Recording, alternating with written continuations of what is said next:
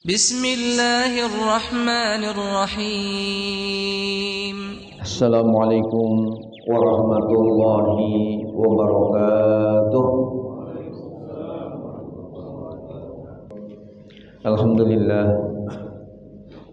Alhamdulillahilladzi anzalal Qur'an hudan linnas wa bayyinatin minal huda wal furqan. Wassalatu wassalamu ala sayyidi waladi adnan sayyidina Muhammadin wa ala alihi wa ashabihi dzawil fadli wal irfan. Rabbi a'udzubika min hamazati syayatin wa a'udzubika rabbi an yahdurun. Subhanaka la ilma lana illa ma 'allamtana innaka antal alimul hakim. Rabbi shrah li sadri wa yassir li amri wahlul 'uqdatam min lisani yafqahu qawli. Rabbi yassir wa la tu'assir ya karim. Amma ba'du. Allahumma ij'alni khairan mimma yazunnun wa la tu'akhidni bima yaqulun waghfir li lima la ya'lamun. Hadirin yang dimuliakan oleh Allah Subhanahu wa taala, kajian tafsir Jalalain pada subuh kali ini kita ingin mengupas mengenai masalah. Di sini ada alif lam mim zalikal kitabu la raiba fi hudal lil muttaqin, yakni mengenai masalah tafsiran dari kalau alif lam mim di sini ditafsirkan Allah a'lam, a'lamu bi muradihi bizalik. Artinya apa? Artinya Allah lah yang maha tahu mengenai maksud daripada alif lam mim. Di dalam kajian ulumul Quran dikemukakan bahwa alif lam mim ini termasuk daripada ayat mutasyabihat yang Allah maha tahu tentang makna atau maksud dari alif lam mim. Namun ada sebagian ulama yang rupanya mencoba memberikan interpretasi mengenai alif lam mim ini. Yakni saya baca di namanya tafsir Bahrul Ulum karya Imam As-Samarqandi. Jadi saya punya tafsir namanya Bahrul Muhit sampai 9 jilid itu karya Imam Abu Hayyan Al-Andalusi. Ada Bahrul Ulum karya Imam Abu Lais As-Samarqandi 3 jilid tebal. Nah, di dalam kitab Bahrul Ulum itu ada riwayat atau ada keterangan bahwa alif lam mim kalau jumhur ulama itu artinya mayoritas ulama lebih cenderung kepada at-tafwid ilallah, artinya diserahkan aja kepada Allah mengenai maksud dari alif lam mim, termasuk alif lam ra, alif lam mim shad, kaf ha ya ain. Itu namanya huruf muqatta'ah yang merupakan sirrun min asraril Quran. Jadi banyak yang menyerahkan kepada Allah. Namun ada sebagian ulama ahli tafsir yang memberikan interpretasi bahwa katanya alif lam mim ini merupakan istilahnya singkatan. Jadi yang pertama A-nya singkatan dari Allah. Kemudian lam ini Jibril, kemudian ada lamnya kemudian M-nya adalah mimnya Muhammad sallallahu alaihi wasallam. Dengan pengertian bahwa Al-Qur'an ini bersumber dari Allah Subhanahu wa taala, diturunkan melalui malaikat Jibril alaihissalam, dan yang menerima wahyu ayat-ayat suci ini adalah Nabi kita Muhammad sallallahu alaihi wasallam. Namun Imam Ali As-Sabuni dari Makkah Al-Mukarramah yang baru saja wafat di Istanbul, Turki, dalam kitabnya, nama kitabnya Sofwatut Tafasir, yakni intisari dari berbagai kitab tafsir beliau ringkas, tidak kurang 20 kitab tafsir beliau resume gitu. Akhirnya menjadi Sofatul Tafasir 3 jilid tebal. Nah, beliau mengatakan bahwa Alif Lam Mim Allah kemukakan di awal surah Al-Baqarah ini adalah untuk memberi informasi kepada para pengingkar Al-Quran, kepada orang-orang yang tidak percaya Al-Quran ini, ya, bahwa katanya ini susunan Nabi Muhammad saja. Ini dengan adanya Alif Lam Mim seolah-olah Allah berfirman mengatakan kepada orang-orang yang inkar tadi bahwa kalau Al-Quran ini buatan ciptaan ya Nabi Muhammad Shallallahu Alaihi Wasallam, katakanlah ciptaan makhluknya atau manusia, kalian wahai orang-orang Arab, karena Al-Quran turunnya di ya Arab ya, di Mekah dan Madinah. Jadi kalian orang-orang Arab kan biasa kalau bicara sehari-hari menggunakan bahasa Arab, dari huruf alif, huruf lam, huruf mim. Coba kalian buat sendiri ya, siapa yang jago ya dalam bahasa Arab. Apalagi sekarang sudah banyak doktor, profesor di fakultas adab, fakultas sastra. Silahkan buat kalau kalian mampu ya. Ternyata sampai sekarang tidak ada yang mampu, berarti ini adalah bukan dari ciptaan manusia, tapi merupakan kalamullah, firman Allah Subhanahu wa taala. Itu jadi Alif Lam Mim disebut di situ, dikemukakan untuk supaya menjadi dasar yang kuat bahwa Al-Quran ini betul-betul bersumber dari Allah Subhanahu wa taala. Padahal kalian orang-orang Arab biasa mengucapkan bahasa Arab terdiri dari huruf alif, huruf lam, huruf mim, dan yang lainnya dikiaskan atau dianalogkan seperti demikian. Hadirin yang dimuliakan Allah, kemudian ditafsirkan di sini lanjutannya adalah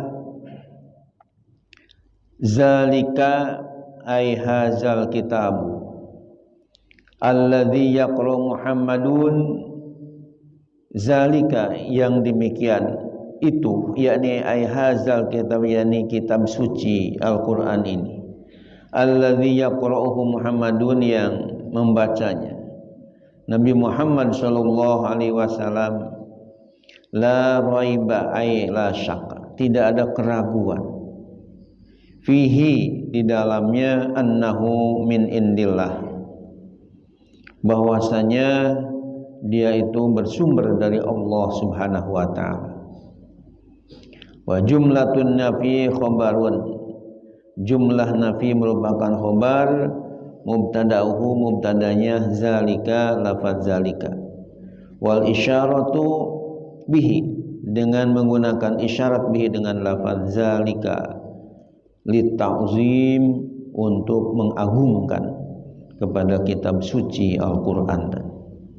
Hudan sebagai hidayah, petunjuk. Khabarun sanin kedudukannya menurut ahli tata bahasa, ini khabar yang kedua. Hadin, hudan bimakna hadin, artinya yang memberi petunjuk, lil muttaqin, bagi orang-orang yang bertakwa. As-sairina ila taqwa, orang-orang yang menjadi bertakwa, yaitu bimtisalil awamiri, dengan mematuhi segala perintah-perintah Allah, wajdina binawahi, dan menjauhi segala larangan Allah.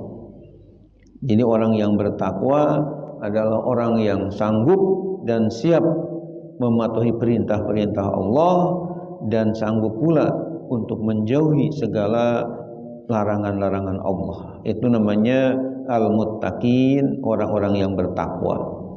Litiqaihim bizalikan nar, karena dengan bertakwa, yakni patuh kepada perintah-perintah Allah dan menghindari segala yang dilarang oleh Allah, berarti dia menjaga diri mereka anar, daripada azab api neraka. Hadirin yang dimuliakan oleh Allah Subhanahu wa taala, Di dalam kajian ini ada yang menarik untuk kita kaji secara lebih mendalam, yakni berkaitan dengan Allah menggunakan isyarat zalikal kitab. Kenapa Allah Subhanahu wa taala di dalam ayat ini menggunakan zalikal kitab? Kitab suci Al-Qur'an itu. Menurut ahli tata bahasa, kalau menunjukkan Al-Qur'an ini itu digunakan haza. Ya. Misalnya dalam surah Al-Isra ayat 9, Allah Subhanahu wa taala berfirman, a'udzubillahi minasyaitonirrajim, bismillahirrahmanirrahim, inna hadzal qur'ana yahdi lillati hiya aqwam. Sungguh Al-Qur'an ini memberikan petunjuk kepada jalan yang lebih lurus. Digunakan kata ini, ya, karena Al-Quran memang hadir di hadapan kita. Tapi di dalam surah Al-Baqarah, awal surah Al-Baqarah ini Allah menggunakan zalikal kitab. Artinya kitab suci Al-Quran itu, ya. Karena zalika termasuk isim isyarah lil ba'id untuk menunjukkan jauh. Ini tentu ada hikmah, ya, ada rahasianya, ada filosofinya yang harus kita ketahui. Ya, ini dimasukkan ke dalam disertasi saya ketika dulu, ya, 2008 yang lalu meraih gelar doktor, harus bikin disertasi masuk ke dalam upaya klarifikasi ayat-ayat Al-Quran yang terkesan kontradiktif. Kajian terhadap tafsir Mafatihul Ghaib karya Imam Ar-Razi, saya masukkan ke dalam tidak kurang 30 pasangan ayat dalam Al-Quran yang dikesankan kontradiktif. Ya, kenapa dikatakan kontradiktif, dikesankan kontradiktif? Karena di dalam surah Al-Isra ayat 9 Allah menggunakan haza, inna hazal Qur'an.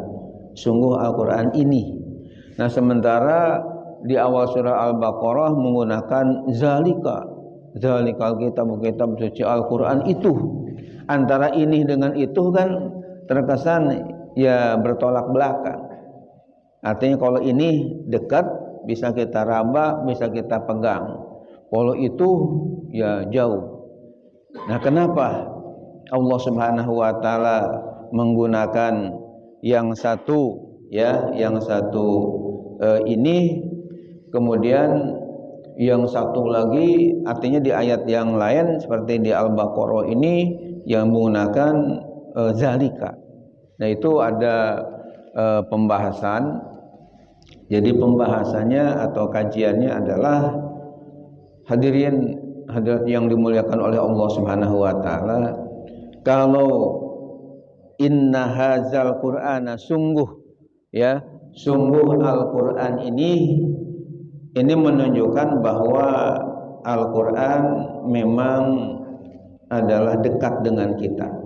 Bisa kita ya pegang mushafnya, kemudian kita bisa baca, bisa jelaskan karena dekat dengan kita, ya.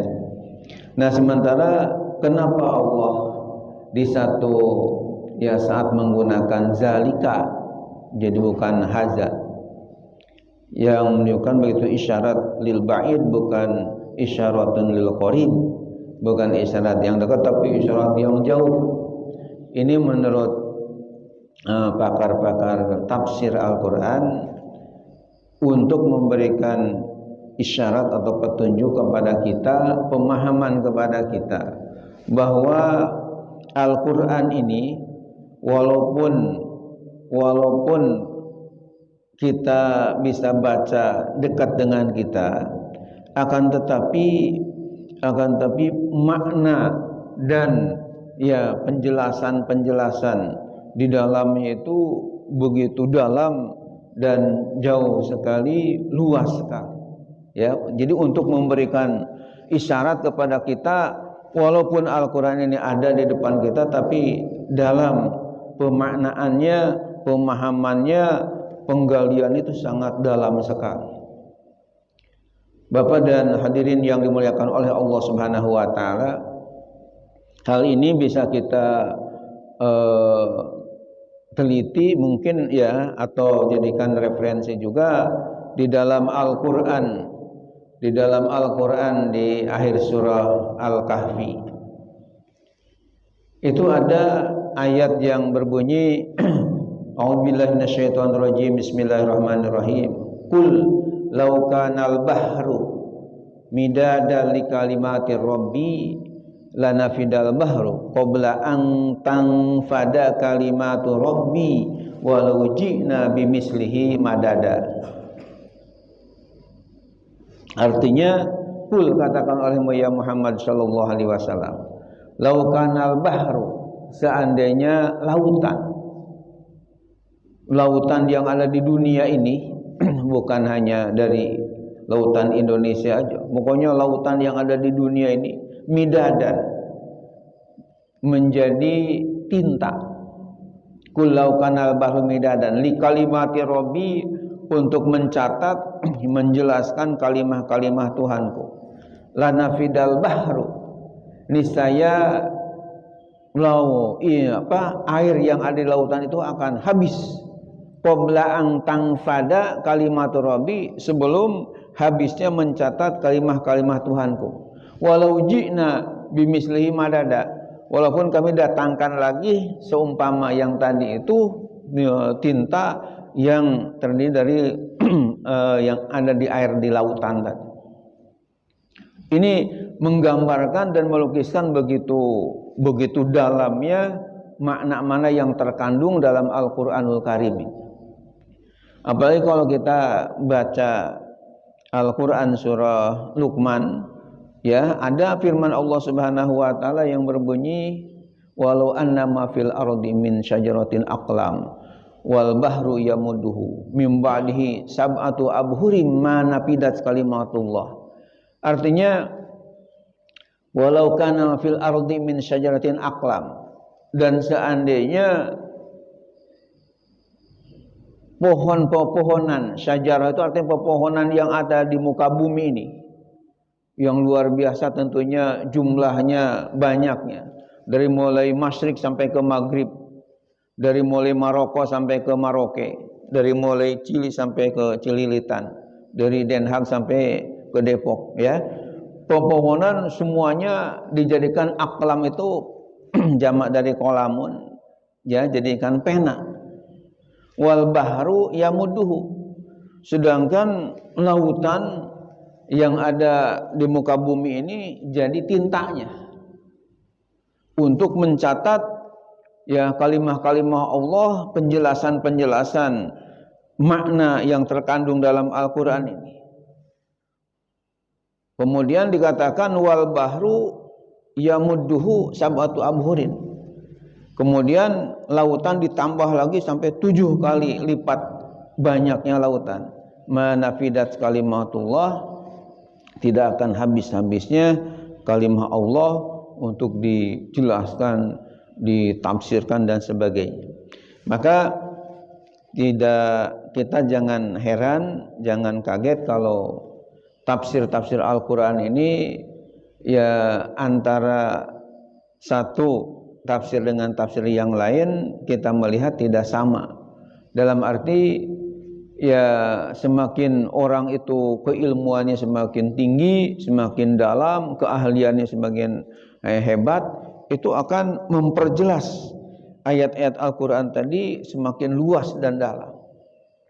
Sehingga yang saya miliki tafsir-tafsir tadi jadi enggak sama, walaupun sama-sama 30 juz ditafsirkan. Misalnya tafsir Jalalain ini, ya, ditafsirkan oleh 2 orang, yakni Jalaluddin Al-Mahali dan Jalaluddin As-Suyuti, hanya 1 jilid aja.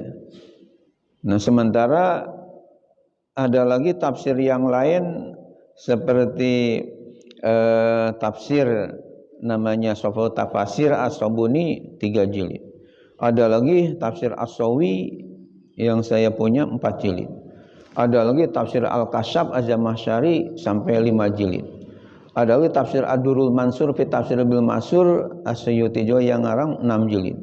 Ada lagi tafsir Ibnu Katsir karya Imam Al-Hafidz Imaduddin bin Katsir yang saya punya ini itu 7 jilid. Kemudian ada lagi tafsir Al-Maraghi karya Ahmad Mustafa Al-Maraghi ya 10 jilid. Demikian juga tafsir Ruhul Ma'ani karya Imam Syahabuddin Al-Alusi Al-Baghdadi itu 10 jilid. Tafsir Ruhul Bayan juga karya Ismail Haqi dari Istanbul, Turki itu 10 jilid. Kemudian ada lagi yang saya miliki tafsir namanya Bahruddin Ar-Razi atau tafsir Al-Kabir 16 jilid. Tafsir Munir fil Aqidah wa Syariah wal Manhaj karya Profesor Dr. Wahbah Zuhaili sampai 17 jilid. Ada lagi tafsir karya Al-Qurtubi yang namanya Al-Jami' li Ahkamil Quran 22 jilid. Dan yang saya belum lama ini beli ya, miliki tafsir Ibnu Asyur At-Tanwir wa Tahrir ini sampai 30 jilid. Padahal yang ditafsirkan ya sama lah 30 juz, tapi ada yang tipis, ada yang sedang, ada yang lebar ya, artinya ada yang luas, ada yang dalam. Ya, bahkan saya baca ada katanya Imam Abul Hasan Al-Asy'ari mengarang kitab tafsir ya Al-Muhtazan ya namanya sampai ratusan jilid kaitan dengan tafsir Al-Qur'anul Karim ini.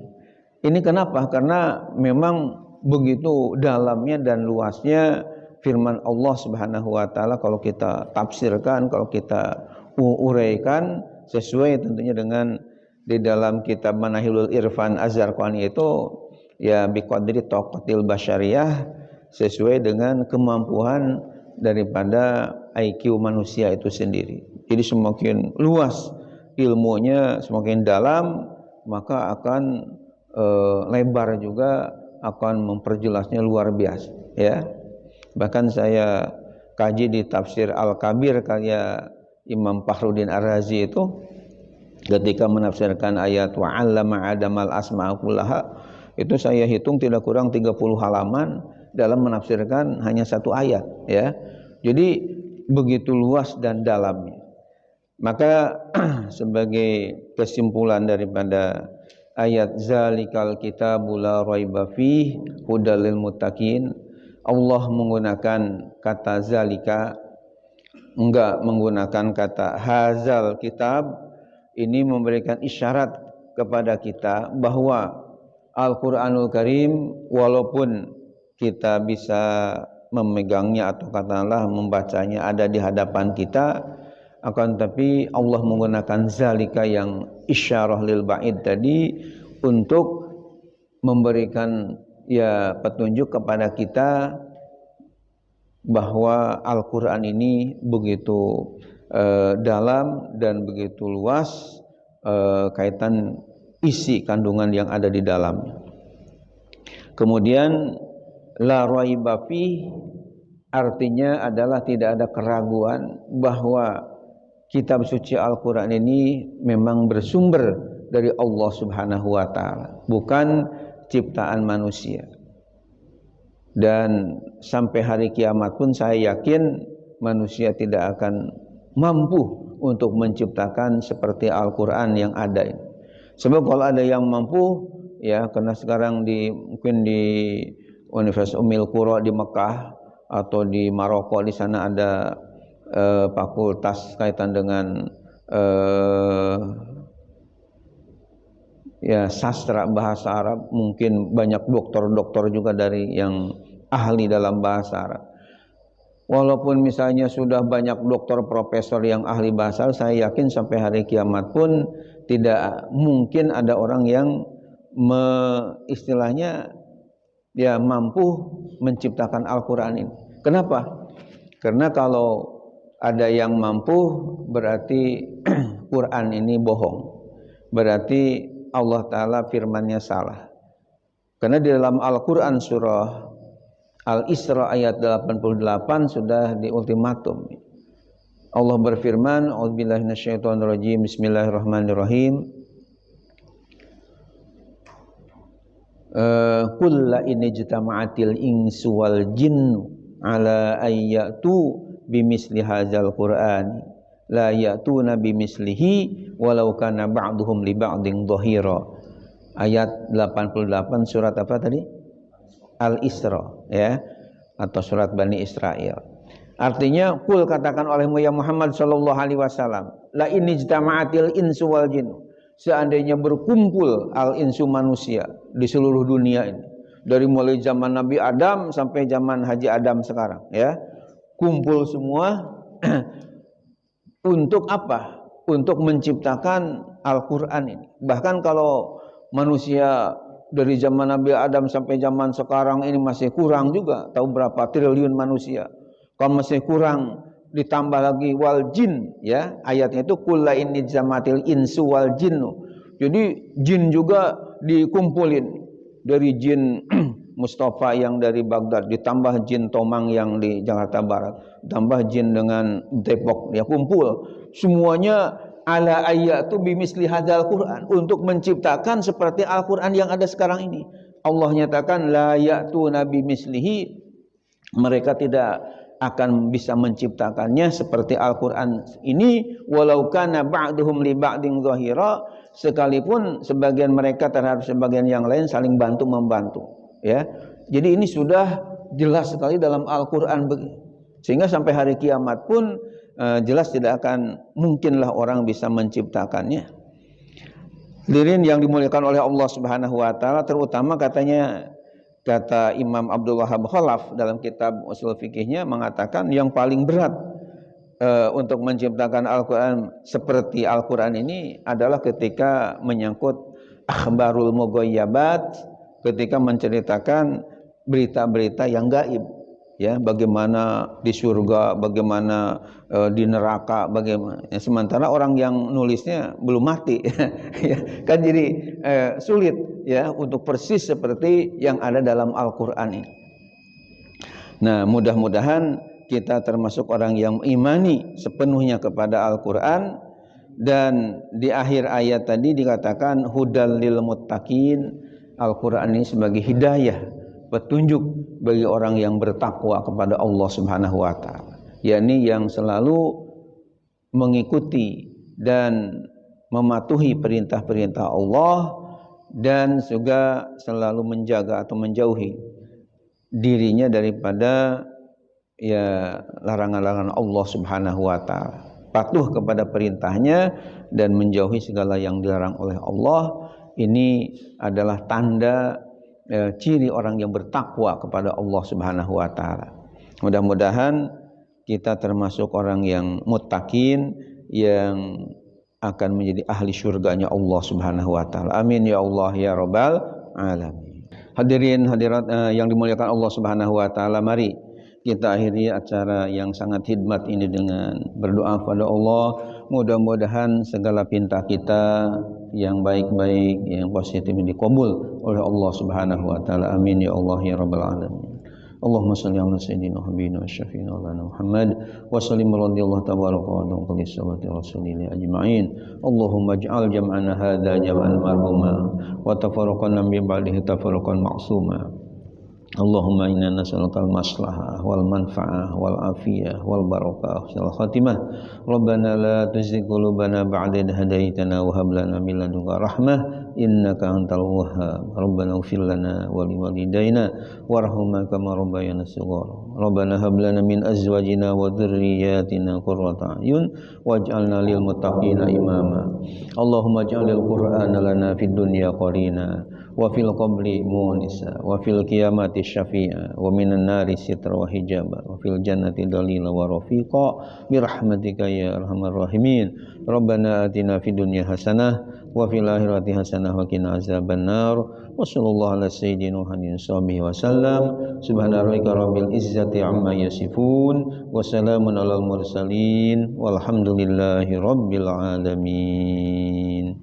Kita ini dengan doa kafaratul majlis. Subhanakallahumma bihamdika asyhadu an la ilaha illa anta astaghfiruka wa atubu ilaik. Hamdalah, alhamdulillahi rabbil alamin. Demikian, mohon maaf lahir batin. Wassalamualaikum warahmatullahi wabarakatuh. Waalaikumsalam.